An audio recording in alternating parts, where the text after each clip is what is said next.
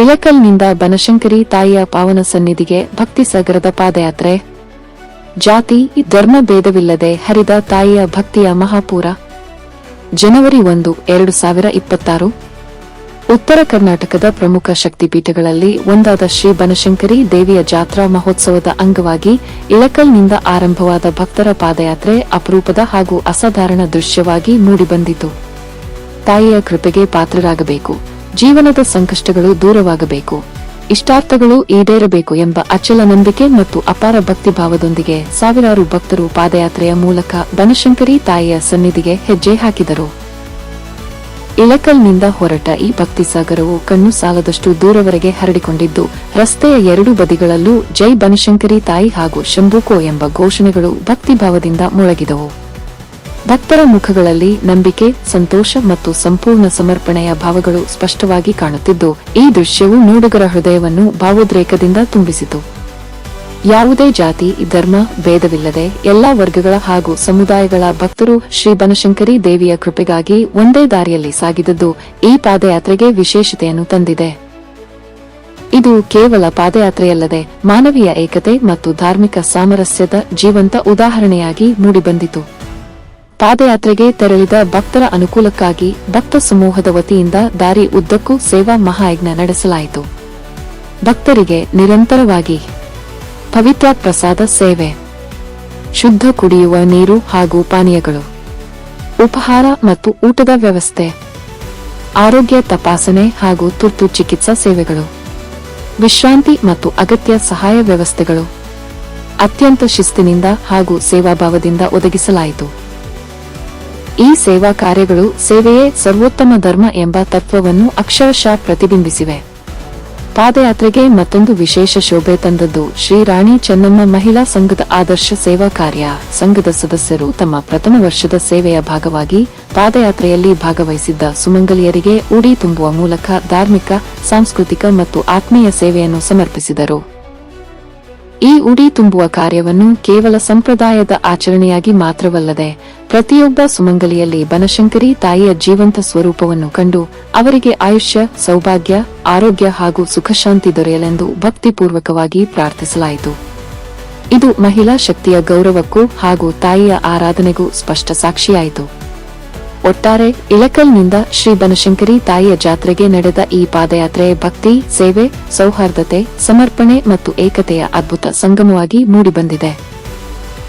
ಇಂತಹ ಭಕ್ತಿಪೂರ್ಣ ಹಾಗೂ ಮಾನವೀಯ ಕಾರ್ಯಗಳು ಸಮಾಜದಲ್ಲಿ ಧಾರ್ಮಿಕ ನಂಬಿಕೆಯನ್ನು ಬಲಪಡಿಸುವುದರ ಜೊತೆಗೆ ಮಾನವೀಯ ಮೌಲ್ಯಗಳನ್ನು ಗಟ್ಟಿಗೊಳಿಸುತ್ತವೆ ಎಂಬುದು ನಮ್ಮ ವಿಎನ್ ನ್ಯೂಸ್ ವಾಹಿನಿಯ ಆಶಯವಾಗಿದೆ. ಅಂತಿಮವಾಗಿ ಶ್ರೀ ಬನಶಂಕರಿ ದೇವಿಯು ಎಲ್ಲಾ ಭಕ್ತರ ಇಷ್ಟಾರ್ಥಗಳನ್ನು ಈಡೇರಿಸಲಿ, ಎಲ್ಲರೂ ಆ ತಾಯಿಯ ಅಪಾರ ಕೃಪೆಗೆ ಪಾತ್ರರಾಗಲಿ ಎಂಬುದೇ ನಮ್ಮ ಹಾರೈಕೆ.